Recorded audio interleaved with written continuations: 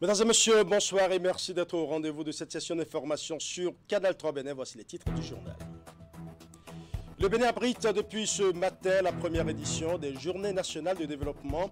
Il s'agit de 3 jours de réflexion sur les enjeux démographiques en lien avec la croissance économique. Les travaux sont officiellement lancés à Cotonou par le ministre d'État chargé du développement en présence de plusieurs autres ministres du gouvernement, les préfets des départements, les parlementaires, les maires, les cadres et experts de l'administration publique et privée, sans oublier les partenaires techniques et financiers. Les détails dans ce journal. Nous parlerons également du rapport 2022-2023 publié par Amnesty International sur la situation des droits humains à l'échelle mondiale. C'est un rapport qui prend en compte près de 170 pays du monde. L'organisation internationale relève une instabilité dans les relations internationales qui impacte sur la situation des droits humains dans ce journal. Nous allons suivre les explications du coordonnateur médias et surveillance des droits humains à Amnesty International Bénin. Nous allons également recevoir en plateau Dagui Balagbe, journaliste chroniqueur, qui nous fera sa lecture du rapport rendu public ce lundi. Nous parlerons également de la répression amorcée contre les motos qui circulent sans plaque d'immatriculation. Quelques heures seulement après l'annonce de la phase répressive, l'Agence nationale des transports terrestres à Takora-Donga est subitement gorgée de monde ce lundi avec pour motif le retrait des plaques dont les dossiers sont déposés depuis plusieurs années. Et pour d'autres, c'est le dépôt des nouveaux dossiers pour se conformer aux prescriptions de l'ANAT. Pendant que certains sont vite servis, d'autres sont obligés d'aller revoir leurs vendeurs de motos pour des besoins de papier réglementaires. Les détails dans ce journal. Voilà pour les titres, mesdames et messieurs. À nouveau, bonsoir. Ouverture ce mardi 28 mars de la première édition des Journées nationales de développement. Il s'agit de 3 jours de réflexion sur les enjeux démographiques en lien avec la croissance économique. Y prennent part plusieurs ministres du gouvernement, les préfets des départements, les parlementaires, les maires, les cadres et experts de l'administration publique et privée, sans oublier les partenaires techniques et financiers. Les travaux sont officiellement lancés à Cotonou par le ministre d'État chargé du développement. Les détails dans ce reportage. Équilibrer la croissance démographique avec celle économique à travers des politiques de développement bien planifiées, c'est l'enjeu principal des Journées nationales du développement, dont la première édition s'ouvre à Cotonou pour offrir de meilleures perspectives de vie aux populations du Bénin. C'est un rendez-vous d'échange sur les problématiques essentielles pour mieux capter les dividendes démographiques. La pyramide des âges de notre pays présente une base large, avec près de 45% d'enfants de moins de 15 ans, ce qui est en effet un reflet de la jeunesse et de la vitalité de notre population. Cette jeunesse, comme je l'ai indiqué tantôt, constitue un atout en termes de main-d'œuvre, de consommation, de facteurs de production, mais elle peut également se révéler un frein au développement si les conditions de valorisation de son potentiel ne sont pas créées et entretenues. Au regard de la situation démographique actuelle du Bénin et de son impact sur la mise en œuvre de l'agenda de développement 2030, la mise en œuvre de politiques de résilience démographique s'impose d'elle-même. C'est pourquoi le thème de cette journée, les politiques de développement face aux défis de la résilience démographique et la réduction des vulnérabilités, constitue une bonne opportunité pour discuter et analyser les stratégies susceptibles d'orienter les politiques publiques vers l'anticipation, la planification du changement démographique et l'investissement en faveur des générations actuelles et futures, notamment dans l'éducation, la santé, l'égalité des sexes et l'accès à un travail décent. Estimée à 12 millions d'habitants en 2022, la population du Bénin a triplé en 30 ans et c'est à juste titre que ces journées nationales de développement viennent redéfinir de meilleures stratégies pour les générations présentes et futures. Répondre convenablement à la demande sociale face à une démographie galopante, c'est renforcer les ressources dans les domaines ciblés. Pour les cantines scolaires, je l'ai dit tout à l'heure, pour les logements sociaux, pour la prise en charge des coûts liés à la gratuité des frais de scolarité, la construction des écoles, le recrutement des enseignants, du personnel de santé, des forces de sécurité et de dépenses, pour la prise en charge des dépenses imprévues de santé comme pour la Covid il y a quelques mois encore.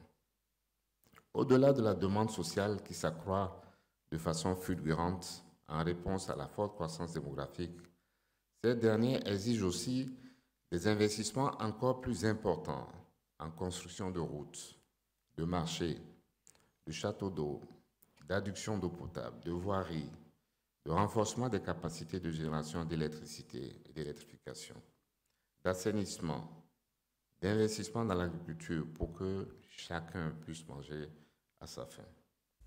3 jours durant, les experts, cadres et scientifiques conviés pour la circonstance vont ensemble croiser les idées et approches de solutions pour de meilleures stratégies de développement. Les travaux démarrent par une conférence inaugurale axée sur les enjeux et les défis de la transition face aux dividendes démographiques pour le Bénin. Ces journées nationales de développement sont fortement soutenues par les partenaires techniques et financiers qui y trouvent un début de solution pour une meilleure politique de développement. Plusieurs thématiques sont développées par des experts pendant 3 jours.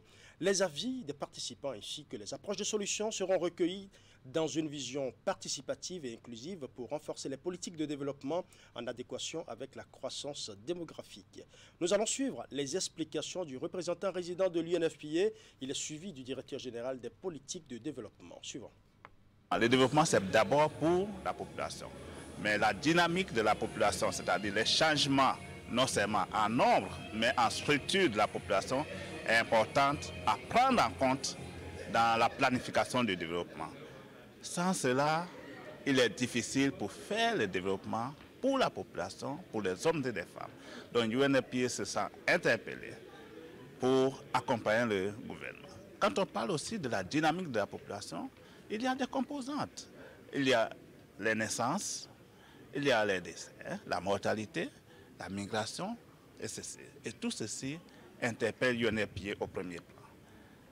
Nous voulons assurer que, comme le ministre l'a dit, chaque grossesse soit désirée et que chaque naissance ait lieu dans des conditions adéquates pour permettre à la mère et à l'enfant de survivre et de contribuer au développement. Donc la prise en compte de la dynamique de la population est importante. La croissance, le Bénin veut maîtriser la croissance démographique pour accompagner le développement économique.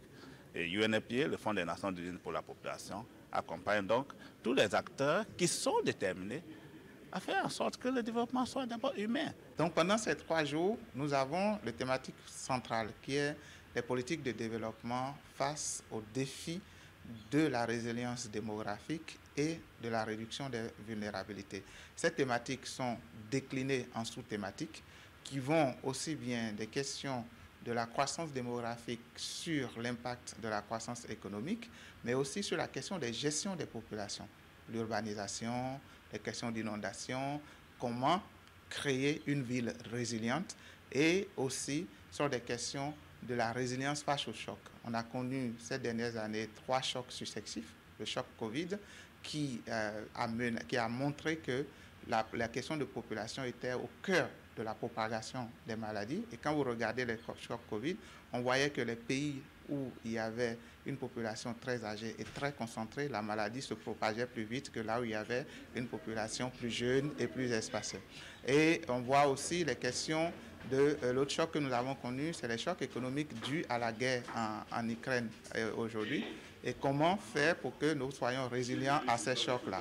Et au-delà de ces chocs-là, on a aussi aujourd'hui les questions de menaces sécuritaires qui permettent aussi, qui peuvent avoir leur origine dans des questions de migration, de déplacement des populations qui pouvaient créer des déséquilibres ou mettre à mal la cohésion sociale qui peut exister chez les populations qui existent. Donc pour le Béninois lambda aujourd'hui, nous attendons que, comme nous avons mis la participation aussi en ligne, en direct, que ceux qui peuvent se déplacer dans la salle y viennent, ceux qui ne peuvent pas se concentrent en ligne et participent au débat pour faire valoir leur point de vue et partager leur point de réflexion pour qu'à la fin, une synthèse de cette discussion soit faite pour que nous puissions trouver des solutions à inclure dans nos politiques de développement pour améliorer les conditions des Béninois et rendre le peuple béninois plus résilient aux différents chocs. Merci. Nous changeons de cap pour parler Amnesty International à présent qui a publié hier lundi son rapport sur la situation des droits humains à l'échelle mondiale. C'est un rapport qui prend en compte près de 170 pays du monde. L'organisation internationale relève une instabilité dans les relations internationales qui impacte sur la situation des droits humains. Nous allons suivre les explications du coordonnateur médias et surveillance des droits humains à Amnesty International Bénin. notre travail. Donc ce rapport aujourd'hui rend compte de deux poids, deux mesures que nous avons constatées dans les relations internationales quand il s'agit de dénoncer les violations des droits humains. On a vu comment il y a une grande mobilisation à l'échelle internationale pour condamner l'agression, l'invasion russe de l'Ukraine. Mais en même temps, on voit le décalage qu'il y a quand il faut réagir sur des situations de crise, par exemple en Afrique et en Afrique subsaharienne, notamment au Burkina Faso. Par exemple, nous avons dénoncé ce fait-là que nous avons observé et appelé les autorités internationales à protéger les droits humains sur le même pied d'égalité. Malheureusement, on n'a pas de police pour mettre en œuvre nos recommandations et on ne sanctionne pas les États. Nous, on rend compte juste de la situation des droits humains dans les États et on appelle les gouvernants à améliorer cette situation-là. Vous voyez, en matière de droits humains, les États ont trois obligations majeures. L'obligation de mettre en œuvre, l'obligation de respecter, qui veut dire que l'État doit s'abstenir d'entraver la jouissance d'un droit, et l'obligation de protéger.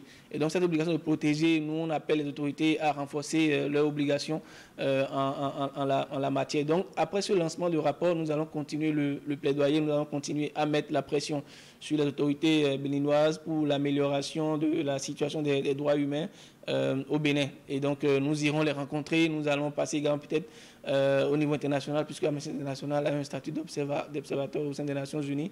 Donc on utilisera les voies et moyens pacifiques que nous disposons pour amener les autorités à nous écouter et à améliorer la situation des droits humains pour le bonheur des Béninois et des Béninoises.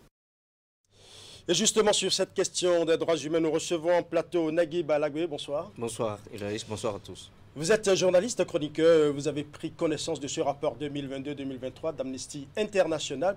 Et vous venez de suivre les explications du coordonnateur médias et surveillance des droits humains à Amnesty International Bénin. Quelle lecture faites-vous de ce rapport? Est-ce que, selon vous, il y a effectivement une politique de deux poids, deux mesures dans la protection des droits humains sur le plan international? Écoutez, le rapport touche une question importante qui est celle de l'inégalité dans la réaction face au sujet qui concerne les droits humains, le traitement de la violation des droits humains d'un territoire à un autre. Et l'exemple, par exemple, de l'Ukraine a été donné, où la situation en Ukraine, où il y a quand même une certaine réactivité notamment des pays de l'Europe, à tel point qu'on se demande par exemple quel est l'enjeu de cette réactivité-là, cette forte mobilisation.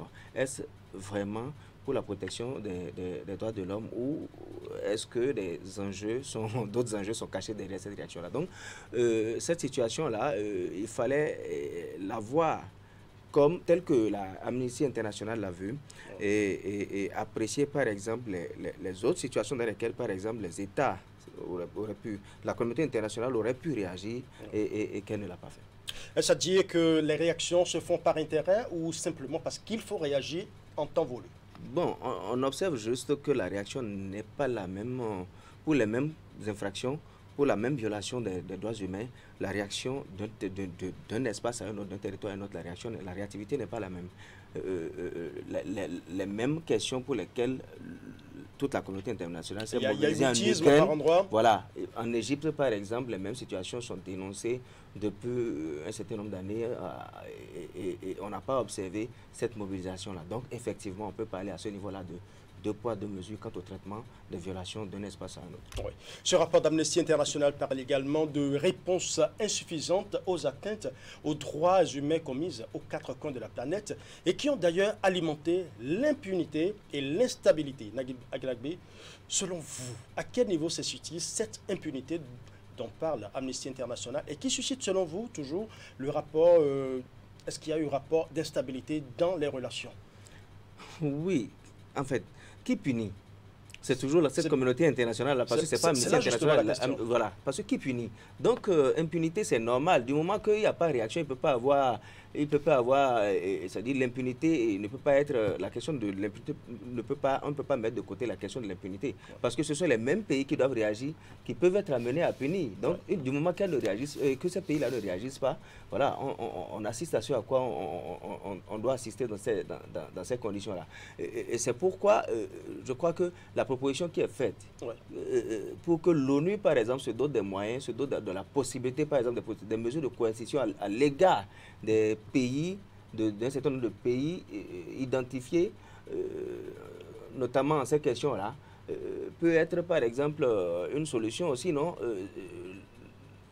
Les relations internationales, la question du rapport de force va toujours intervenir. Il faut pas s'attendre à ce que, par exemple, l'Égypte, Israël ou encore d'autres pays qui sont, par exemple, alliés dans les relations internationales, alliés de l'Union européenne, des pays occidentaux, que ces mêmes pays-là des sanctions soient prises contre ces pays-là, pas des pays qui sont considérés comme étant leurs alliés. Donc, oui, mais est-ce que selon vous, ce rapport ne remet pas en cause la crédibilité des institutions chargées de protéger ou de faire protéger les droits humains? Oui, ça peut un peu, en fait, les efforts, c'est vrai que ça annihile un peu les efforts et ça rend l'atteinte des résultats un peu complexe dans le contexte où on est. Mais le rôle de Amnesty International, également, ce qui se fait là, c'est de maintenir la pression derrière ces États-là, derrière toute la communauté internationale pour que on puisse avancer, connaître des progrès en cette matière-là. Oui. Il faut dire que le rapport 2022-2023 d'Amnesty International propose également des réformes profondes pour renforcer les systèmes internationaux chargés de protéger les droits humains. Il y a une réforme spéciale qui m'intéresse, celle relative à l'organe principal de prise de décision de l'ONU, le Conseil de sécurité, bien évidemment. Agnès Kalama précise, je cite, « Nous ne pouvons pas laisser les membres permanents du Conseil de sécurité des Nations Unies continuer de brandir leur pouvoir de veto et d'abuser de leurs privilèges sans contrôle. Le manque de transparence et d'efficacité du processus de prise de décision expose la totalité du système à la manipulation, aux abus et au dysfonctionnement. » Fin de citation. Naguib Alagbe, est-ce que vous partagez cet avis de Agnès Kalama? Oui, c'est pertinent, du moment que, parce que là, il y a un privilège qu'un certain nombre de pays s'arrogent. Et les problèmes peuvent venir de là. Mais en même temps, qu'est-ce qu'il faut faire? Est-ce qu'on va demander à ces pays-là, par exemple, de renoncer à leur veto? Parce que le principe même de l'existence des vétos, c'est qu'il y ait des pays qui, en particulier, peuvent être amenés à prendre un certain nombre de décisions. Donc, est-ce qu'on annule les vétos pour ces pays-là ou bien qu'est-ce qu'on fait concrètement? Selon vous, est-ce que c'est réaliste? Oui, le bout du tunnel n'est pas pour demain tout de même. Voilà. Nous allons revenir, Naguib, rester avec nous parce que le document rendu public par Amnesty International sur la situation des droits humains aborde 5 aspects relatifs à la question, notamment la liberté d'expression contenue dans le point souligné pour le compte du Bénin. Il y a également les violences basées sur le genre et la question du conflit armé qui sévit dans le nord du pays. Avant de vous revenir, Naguib Alagbe, nous allons suivre les explications données par le coordonnateur médias et surveillance des droits humains à Amnesty International Bénin. Cette année-là, nous avons pu observer la situation de la liberté d'expression qui est en net recul, notamment avec le code du numérique qui est toujours en vigueur. Qu'il vous souvienne qu'en 2020, nous avons déjà fait un travail sur la situation d'au moins 17 personnes qui ont été poursuivies pénalement pour violation de ce code du numérique-là. Parmi ces 17 personnes, il y avait des journalistes, des opposants politiques, des blogueurs, des activistes. Et donc ce code est toujours en vigueur aujourd'hui et continue à être utilisé contre les journalistes. Et le dernier procès en date, c'est le procès du journaliste Vigile avancé de Crystal News. Et nous avons pu évoquer également son cas dans ce rapport-là, à la suite d'une publication dans son organe de presse. Il fait l'objet d'une poursuite pénale devant la Cour de répression des infractions économiques et du terrorisme. Donc la question de la liberté d'expression est revenue et nous en appelons encore aux autorités béninoises de réviser le code sur le numérique qui, on le rappelle ici aujourd'hui, n'est pas en lui-même un mauvais instrument. C'est un bon instrument de développement, on va dire, mais juste que certaines de ces dispositions restreignent la liberté d'expression et on va dire le droit des médias, alors même que le Bénin était déjà un bon élève en matière d'abolition des délits de presse. En dehors de cette situation de la liberté d'expression, nous avons également remarqué aussi, nous avons essayé de rendre compte de nos observations en matière de lutte contre les groupes armés dans le Nord. On avait dit qu'en aucun cas, la lutte contre les groupes armés ne doit favoriser la violation des droits humains. Donc il faut mettre les droits humains au cœur de la lutte contre les groupes armés et également ne pas stigmatiser une population de personnes données, notamment ici les Peuls. Donc cette situation a été évoqué à nouveau dans le rapport que nous rendons public aujourd'hui. Et en dehors de ça, il y a la question du droit de grève et la question des minorités sexuelles. Également, sur l'année 2022, on a pu constater aussi des situations de ces personnes-là, les membres de la communauté LGBTI, qui ont été on va dire, en être recul leurs droits humains. Voilà, Nagui Balagoué, très rapidement, le code sur le numérique au Bénin revient sur tapis avec Amnesty International qui parle d'entrave à la liberté d'expression. Vous êtes journaliste, chroniqueur. Il y a également la question de la dépénalisation des délits de presse. Votre lecture, très rapidement, sur ce point évoqué dans le rapport d'Amnesty International. C'est un débat de tous les jours. Ce code du numérique, on sait un peu, comme l'a reconnu l'intervenant, ouais. C'est vrai que c'est un instrument, il reconnaît que c'est un instrument de développement, il reconnaît que c'est un instrument qui peut favoriser le développement, mais en certains de ces aspects, il ne favorise pas en tant que tel la liberté d'expression. Donc bon, je crois que ces questions-là peuvent être quand même prises en compte pour peut-être, tel que le rapport l'a demandé, aller vers une relecture du code du numérique. Mais quand moi j'ai très peu d'espoir, parce que quand on regarde la politique pénale actuelle, ouais. La politique pénale du gouvernement, ouais. Actuellement, c'est tolérance zéro. Donc il sera difficile aujourd'hui de demander par exemple à ce gouvernement-là d'aménager une loi pour quand même permettre par exemple pour favoriser une situation qu'on pourrait regarder comme étant une situation qui promeut une certaine impunité dans certains contextes. Mais néanmoins, ce n'est pas toujours intéressant quand on doit être amené par exemple à enclencher des poursuites pour des questions d'opinion, liberté de presse, liberté d'opinion, etc. Parce que il l'a évoqué, il y a eu 17 poursuites courant 2022-2023, ouais. Et ces 17 poursuites-là, la majorité, ce sont des activistes et des journalistes. Je crois que ça pose un vrai débat.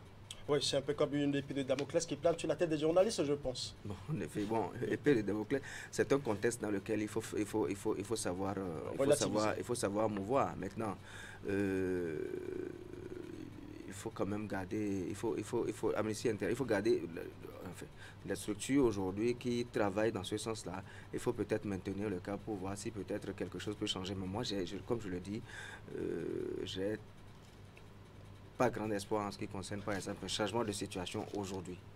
Très peu espoir, et nous allons parler également du dernier point, la lutte contre les terroristes dans le nord du Bénin et la stigmatisation de certaines ethnies. C'est aussi évoqué dans ce rapport.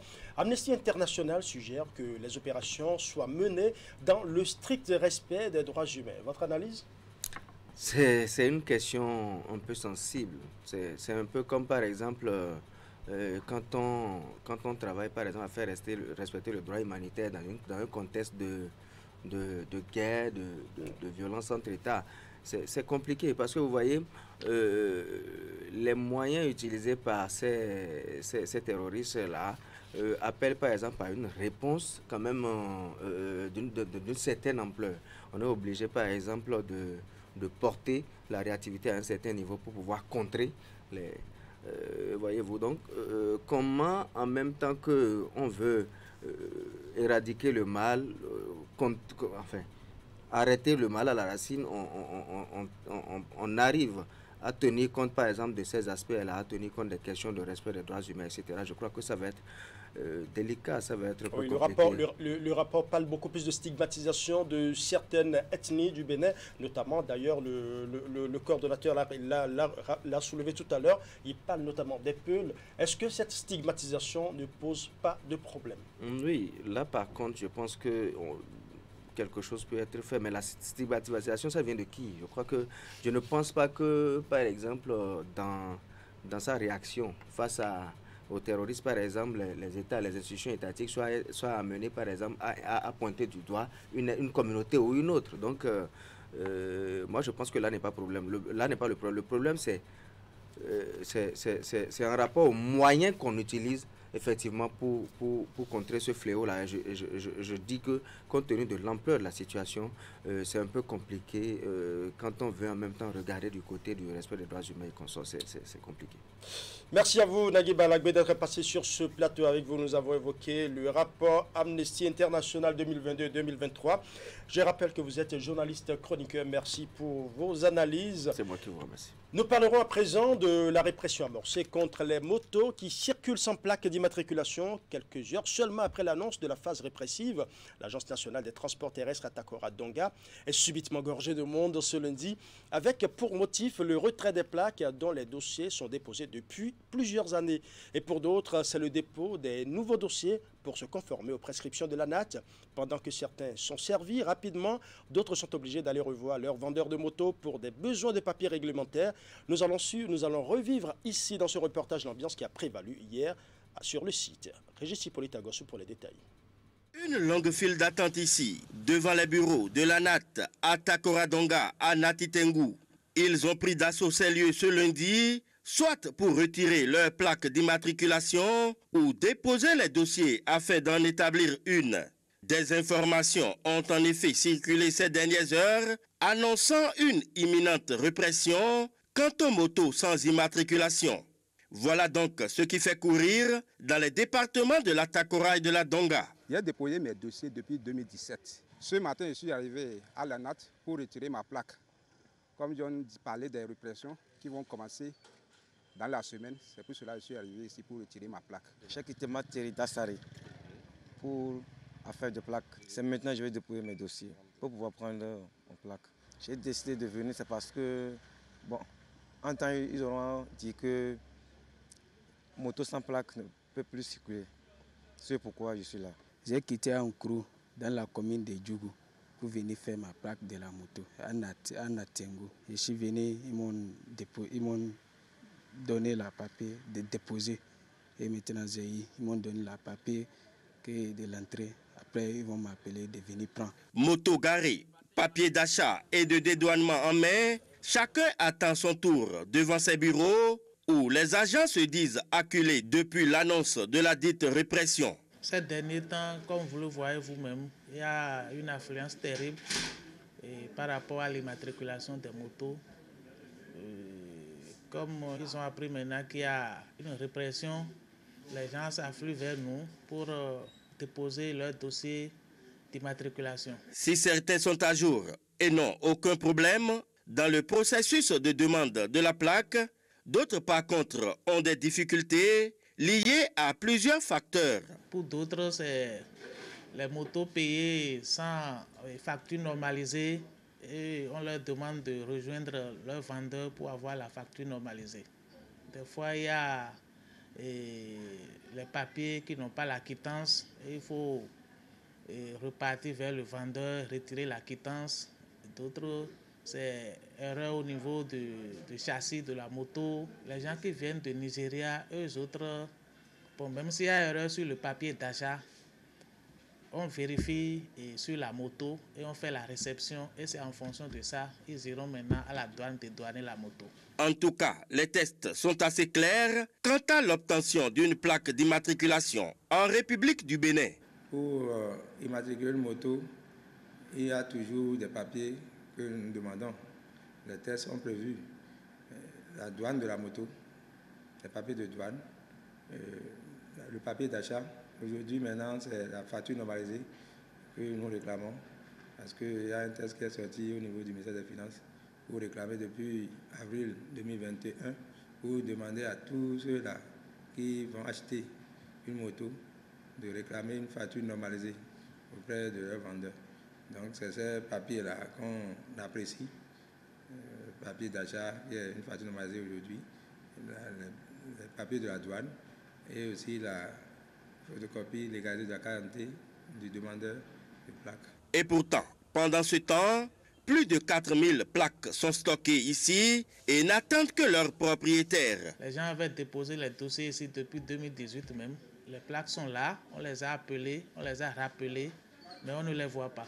Et il y a d'autres qui embêtent même, qui sont au champ et que ce n'est pas le moment. Dès qu'eux seront disponibles, ils vont passer. Mais on ne les voit jamais. Vous allez constater que nous avons un stock non moins négligeable dans le magasin parce que il y a que le Béninois n'a pas la culture d'immatriculer sa moto, de venir chercher sa plaque, à moins qu'il y ait répression. C'est en ce temps-là qu'on voit l'affluence au niveau des agences. C'est pour cela qu'on lance même des mots d'ordre pour demander à la population de venir chercher leur titre pour que nous puissions libérer un peu nos magasins et continuer avec les nouvelles immatriculations. Tout contrefait, les autorités ont assez repoussé la date de cette répression et il est important que chacun prenne ses dispositions car nul ne sait ni le jour ni l'heure. Voilà, ce sera tout pour ce journal. Merci pour votre aimable attention. Bonne soirée chez vous.